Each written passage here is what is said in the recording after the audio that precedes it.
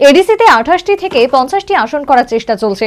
উপরন্তু জনজাতি অধ্যুষিত এলাকার উন্নয়নে রাজ্য সরকার বদ্ধপরিকর। প্রজাতন্ত্র দিবস উপলক্ষে আয়োজিত জনজাতি লোকনৃত্য প্রতিযোগিতার পুরস্কার বিতরণী অনুষ্ঠানে এই বার্তা দিলেন মুখ্যমন্ত্রী।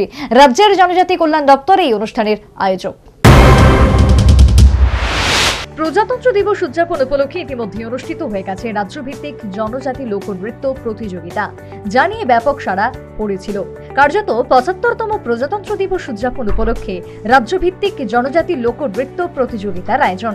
শুক্রবার প্রজাতন্ত্র দিবসের সন্ধ্যায় রবীন্দ্র শতবার্ষিকী ভবনে এই প্রতিযোগিতার বিজয়ীদের পুরস্কৃত করা হলো। কার্যত জনজাতি কল্যাণ দপ্তর এই প্রতিযোগিতার আয়োজক। পুরস্কার বিতরণী অনুষ্ঠানে উপস্থিত ছিলেন মুখ্যমন্ত্রী মানিক সাহা, জনজাতি কল্যাণ দপ্তরের মন্ত্রী বিকাশ দেববর্মা, দপ্তরের সচিব সহ অন্যান্য বিশিষ্ট ব্যক্তিবর্গ। বর্তমান রাজ্য সরকার জনজাতি অধ্যুষিত এলাকার উন্নয়নে বদ্ধপরিকর এবং এডিসিতে আসন সংখ্যা 28 থেকে বাড়িয়ে 50টি করার উদ্যোগ চালিয়েছে বলে অনুষ্ঠানে নিজ ভাষণে জানালেন মুখ্যমন্ত্রী মানিক সাহা। ত্রিপুরা টেরিটোরিয়াল কাউন্সিল করবে এবং তার জন্য আমরা দিল্লিতে পাঠিয়েছি সেটা, এবং কেন্দ্রীয় সরকারের এখন চিন্তাধারায় আছে এবং সেটাও হবে।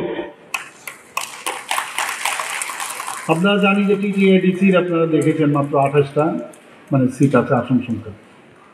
কিন্তু আমাদের অনেক জনজাতিদের মধ্যে অনেক সাবট্রাইবস আছে এবং তাদের কিন্তু রিপ্রেজেন্টেশন নেই। এর জন্য আমরা ঠিক করেছি যে 28টা থেকে আমরা 50টা আসন যাতে হয়, সব যারা কেউ যেন বাদ না যায়, তাদের রিপ্রেজেন্টেশন যাতে থাকে, তার জন্য আমরা কেন্দ্রীয় সরকারের কাছে প্রস্তাব পাঠিয়েছি। আমরা জনজাতি এলাকায়, এডিসি এলাকায়, এখানে গ্রামীণ এলাকায় ব্লক কাউন্সিল গঠনের প্রস্তাবও আমরা পাঠিয়েছি। 12টি যে ব্লক আছে সেখানে এক্সপ্রেশন ব্লক হিসাবে আমরা ঘোষণা দিয়েছি।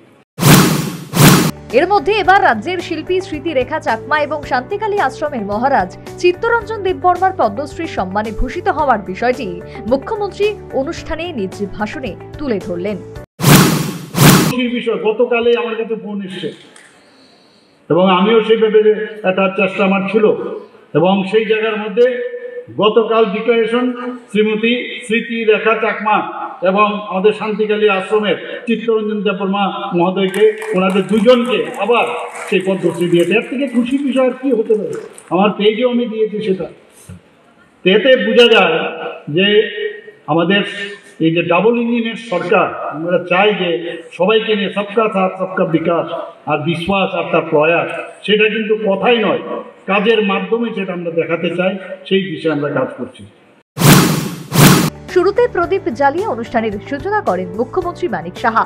পরবর্তীতে এই রাজ্যভিত্তিক লোকনৃত্য প্রতিযোগিতার বিজয়ীদের হাতে মুখ্যমন্ত্রী মানিক সাহা সহ অন্যান্য অতিথিরা পুরস্কার তুলে দেন।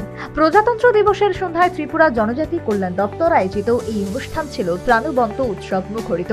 পুরস্কারপ্রাপ্ত বিজয়ী শিল্পীরা আপ্লুত। Bureau report, news vanguard.